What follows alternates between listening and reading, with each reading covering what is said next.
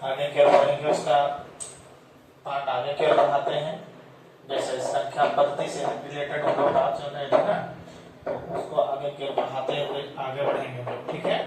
तो पहले हम लोग पढ़े थे जोड़ घटाव का नियम, जो बहुत इंपॉर्टेंट है, याद कीजिएगा। एक बार रिवाइज कर लेंगे, रिवाइज करके हम लोग आगे की ओर बढ़ते हैं। जैसे आप लोग को बताया गया था क्या कि जोड़ का नियम और घटाव के नियम में बताया गया था कि याद कीजिएगा, जब समान चिन्ह रहेगा तो जोड़ेंगे और अलग अलग चिन्ह रहेगा तो क्या करेंगे, घटाएंगे।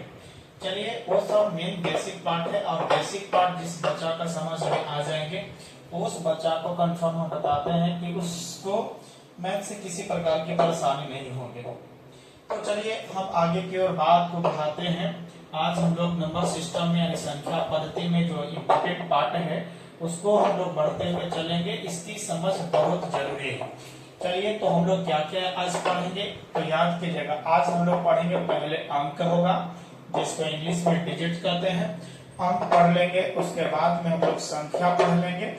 और संख्या क्या है, और संख्या के बाद में हम लोग पढ़ेंगे क्या चीज, कि संख्या का परिवार कितना है, ठीक है।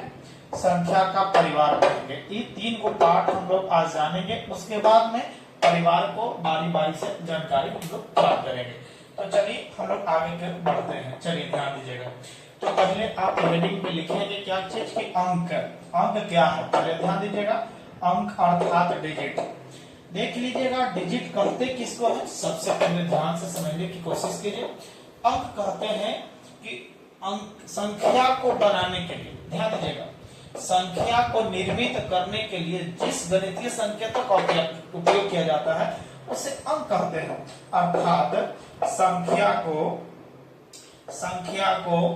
निर्मित के लिए, ध्यान दीजिएगा, निर्मित के लिए जिस, ध्यान से देखिएगा, जिस गणितीय संकेतों का उपयोग करते हैं, संकेतों का उपयोग किया जाता है, उसको हम लोग क्या कहते हैं, वो अंक कहते हैं, ठीक है। अंक क्या है, हम लोग की समझ गए कि संख्या को निर्माण के लिए, मतलब संख्या को बनाने के लिए, माने संख्या को बनाने के लिए जिस गणितीय संकेतों का उपयोग किया जाता है अंक कहलाता है।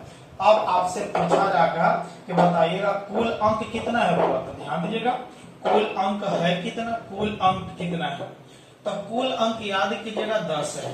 कुल अंकों की संख्या कितना है, वो 10 ही है। ध्यान से समझने की कोशिश कीजिएगा, जब संख्या को बढ़ाने जाएंगे तब समझाने की कोशिश कर रहे हैं। तो कुल अंक कितना है बाबा, वह 10 है। वह कौन कौन है, एग्जाम्पल में देखो, वह 0 ले लेगा, 1 2 3 4 5 6 7 8 और कितना हो गया, 9 हो गया। यानी 1 2 3 4 5 6 7 8 9 10, यही कुल अंक है। मतलब अंक को समझ गए। अब समझने की प्रयास कीजिए, यहाँ लिखा भी गया है कि अंक संख्या को निर्मित के लिए, मतलब कि संख्या को बनाने के लिए। तब संख्या को बनाने के लिए किसका उपयोग होगा, अंक होगा। तब अंक अंक अंक मिलेगा तो याद कीजिए कंफर्म है कि वो संख्या बनेगा। अर्थात हम आपसे पूछ रहे हैं, आपके परिवार की होना चाहते हैं, हम आपसे ये पूछना चाहते हैं कि जब आपके घर में 4 सदस्य हैं तो याद कीजिए, आप अकेला होइएगा तो आप अकेला व्यक्ति कहलाइएगा, और उसी प्रकार जब व्यक्तियों का जब समूह मिलेगा ना तो एक परिवार बनता है, ठीक है ना। व्यक्तियों का समूह क्या बनता है, परिवार कहलाता है। तो अब उसी प्रकार देख लीजिएगा, यहाँ अकेला है तो अंक है, अकेला अंक अंक अंक अंक अंक अंक अंक है। क्लियर हो गया। और जब यही जब समूह में बन जाएगा, और यहाँ अंक हो गया, अब ये बात हो गया, अंक तो समझ गए। अंक के बाद हम लोग जानेंगे संख्या, और ये बात को हम लोग समझते हैं। संख्या अर्थात संख्या क्या है, संख्या को समझिएगा। संख्या अर्थात इंग्लिश में हम लोग क्या कहेंगे, नंबर कहेंगे। जब हम लोग इस बात की ध्यान से समझने की कोशिश करते हैं तो हम लोग इसको कंफर्म है कि समझ आएगा। तो सबसे पहले देखिएगा, संख्या कहता है, अंक पढ़ चुके हैं तो अंकों का समुच्चय कहिए या समूह कहिए। समुच्चय को, अंकों का समुच्चय को क्या कहते हैं, बोले अंकों का समुच्चय को या अंकों के समुच्चय को, क्या कहते हैं, हुआ संख्या कहते हैं। ठीक है, बताओ, एक ही लाइन में काम हो जाएगा।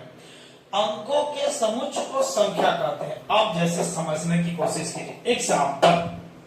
एग्जाम्पल में हम मान लेते हैं वो 3 और 8। ये बताइए 3 है, 3 तो हम लोग क्या लिए हैं, अंक है, और ये भी क्या है, वो अंक है। अब बताइए अंक और अंक, अंक और क्या बना, अंक, अंक अंक का समूह बना कि नहीं बना, और जब यह समूह बना तो क्या कहला गया, संख्या कहलाया। अब हम इस पर आधारित को समझाने चाह रहे हैं परिवार को, ध्यान से समझिएगा। आपके परिवार में मान लेते हैं परिवार में कोई 4 व्यक्ति है, मान लेते हैं ए है, मान ले कुछ लीजिए मोहना है, मोहना, सोहना, ठीक है, राम, श्याम। अब चलेंगे, अब ये राम और श्याम है, अब एक परिवार बना है। देखिए मोहना, सोहना, राम और श्याम, ये मिल करके क्या बनाया, परिवार बना है, ठीक है। जब यह परिवार बना है तो मोहना जो है ये अकेला, मोहना अकेला क्या चीज है, व्यक्ति है, क्या चीज है, व्यक्ति। सोहना अकेला क्या है, व्यक्ति है, ध्यान दीजिएगा यहाँ से। राम अकेला क्या है, यह भी व्यक्ति है, और यह भी अकेला क्या है, वह व्यक्ति है। जब यह व्यक्ति की बात आ गया तो व्यक्ति व्यक्ति व्यक्ति व्यक्ति मैंने व्यक्तियों का जब इकट्ठा हो जाएगा तो वह क्या कहलाएगा, परिवार। ध्यान से देखिएगा, यहां से नोट निकलेगा, बहुत इंपॉर्टेंट है। अब कंडीशन कहेगा आप अकेला जाइएगा तो बताइएगा, आप अकेला जाइएगा तो आप कहीं रास्ता में बोलिएगा तो कोई पूछेगा कि इसे कौन जा रहा है, तो डायरेक्ट कहेगा मोहना जा रहा है, नहीं कहेगा कि मोहना के परिवार जा रहा है। ऐसा बोलता है क्या, नहीं बोलता है। बोलेगा आप सोहना अकेला जा रहा है तो बोला सोहना जा रहा है, तो सोहना जा रहा ना कि सोहना का परिवार। लेकिन जब इकट्ठा होकर के कहीं जाइएगा तो कहेगा क्या, हाँ सोहना के सब परिवार जा रहा है, चाहे मोहना का परिवार जा रहा है, कोई माने किसी एक का नाम लेके कहीं उसका परिवार जा रहा है, ये बोलते हैं। तो अब इसी प्रकार ध्यान से समझिएगा, 3 और 8, 3 और 8, 3 और 8 क्या चीज हो गया, संख्या है, लेकिन 3 एकरा में अंक है, 8 एकरा में अंक है, इसमें ठीक से समझिएगा। अच्छा बताइए मोहना एकरा में है कि नहीं है, परिवार में मोहना शामिल है कि नहीं है, सोहना में भी है और राम भी इसमें है और श्याम भी है। तो मोहना, तो अब बताइए मोहना इसको परिवार, मोहना के परिवार कहोगे कि नहीं कहोगे, परिवार में मोहना जब जाएगा परिवार में तो मोहना कहोगे ना, मोहनो है बोलोगे। उसी प्रकार ध्यान से देना, ध्यान से देखना होगा। 38 हम लिए थे, चाहे आपने कुछ भी ले लो, मान लेते हैं 58 से इतना लेते हैं, ये बताओ क्या हो, संख्या हो गया कि नहीं हो गया, यह हो गया संख्या। लेकिन यहां से 5 अंक भी है, 8 भी अंक है, ठीक, और 7 भी तो जी है अंक है। 5 अंक, 8 अंक, 7 अंक, बताइए 5 एकरी संख्या में शामिल है कि नहीं है, इसमें बताइए 8 शामिल है कि नहीं है, 7 बताइए शामिल है कि नहीं है। मतलब है कि 5 को संख्या भी कहा जाएगा, मान संख्या में है शामिल, 5 को संख्या कहा जाएगा। लेकिन ध्यान से समझना होगा, इसमें हम लोग संख्या जो है, ये जो अंकवा है एकरा में शामिल है, लेकिन ये 5 में बताइए 587 शामिल है नहीं, इसीलिए यानी 5 को संख्या कहा जाता है, लेकिन 5, 8, 7 को अंक नहीं कहा जाएगा। अर्थात अंक को संख्या कहा जा सकता है, लेकिन संख्या को अंक नहीं कहा जा सकता है। यह इंपोर्टेंट पार्ट है, मेरे इसका एग्जाम्पल समझ लो, बस क्लियर हो गया।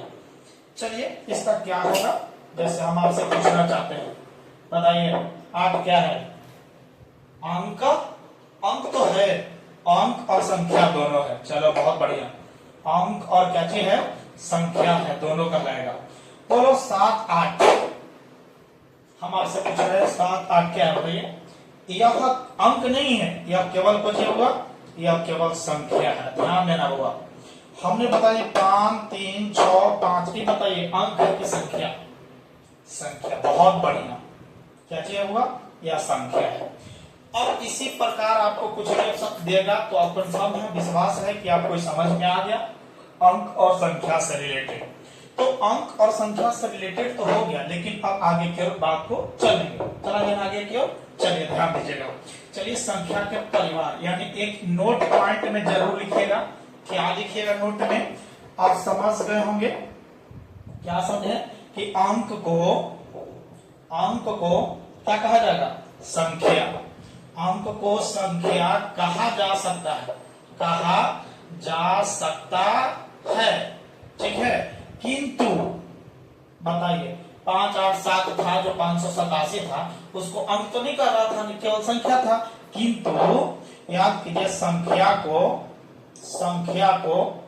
अंक को संख्या कहा जा सकता है, किंतु संख्या को अंक नहीं कहा जा सकता है। चलिए, जिसको कंफ्यूजन होगा थोड़ा सा रिप्लाई कीजिएगा, परेशानी होगा तो नहीं समझ में आता है तो बताइएगा, हम आगे फिर उसको सॉल्यूशन में बताते चलेंगे। चलिए आगे फिर चलते हैं, एक नोट पॉइंट जरूर लिख लीजिएगा। अब चलिए संख्या का परिवार, संख्या का परिवार, संख्या का परिवार में हम लोग चलते हैं लोग, ध्यान दीजिएगा। संख्या का परिवार, चलिए ध्यान दीजिएगा, पीछे भी ध्यान देते चलिएगा, ठीक है। और अब हम लोग शुरुआत करते हैं संख्या का परिवार। अब जब संख्या जान गया, फिर से एक बार रिपीट कर रहा होगा, क्या अंक किसको कहेंगे? संख्या को बनाने के लिए जिस गणितीय अंकों का उपयोग, जिस गणितीय संकेतों का उपयोग किया जाता है उसे संख्या कहते हैं, सॉरी अंक कहते हैं। और अंकों को मिलने से जो गणितीय जो समूह बनता है उसको क्या कहते हैं? संख्या कहते हैं। अब संख्या का परिवार, चलो संख्या का परिवार याद कीजिएगा 2 है। संख्या का परिवार कितना है? 2 है। कौन कौन होगा? पहला नंबर कहते हैं कि वास्तविक संख्या। कौन संख्या? वास्तविक है। और एक वो रहेगा अवास्तविक। ये क्या रहेगा? अवास्तविक, अर्थात इसको हम लोग काल्पनिक कहते हैं। देखिएगा घर में भी ऐसा होता है कि परिवार में जब ऐसा होता है कि जब बच्चा कमाने वाला है तो थोड़ा ज्यादा वैल्यू होता है कि नहीं होता है? सही बात है ना। और जब कमाने वाला नहीं रहेगा उसका वैल्यू कम रहता है, मतलब उसको ज्यादा कुछ खास नहीं होता। तो एक वास्तविक और एक अवास्तविक। उसी प्रकार जब याद कीजिएगा इसका कोई कुछ नहीं रहेगा, तो अगर शादियों विवाह पर कोई ध्यान नहीं देता है नहीं देता तो इसका वंश नहीं बढ़ेगा, यहीं तक स्टॉप हो जाएगा। उसी प्रकार यह याद कीजिएगा वास्तविक संख्या जो है वह 2 प्रकार के, अगर शादी विवाह होते एक वंश होगा तो 2 भाग बटेगा।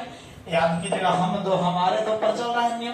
तो याद कीजिए वास्तविक और 2 प्रकार के, एक का नाम होगा परिमेय और एक का नाम पड़ेगा अपरिमेय, ठीक है।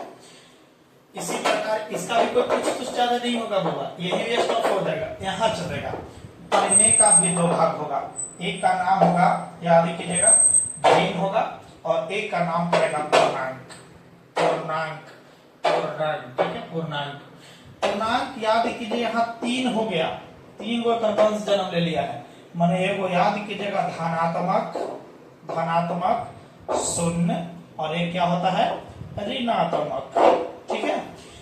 अब यहीं से बहुत सारे संख्या का निर्मित होता है।